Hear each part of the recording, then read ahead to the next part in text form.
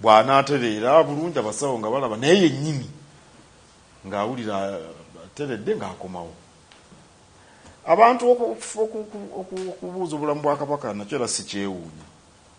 Nkakasa nammwe abali wano singa kitaawo yalwadde,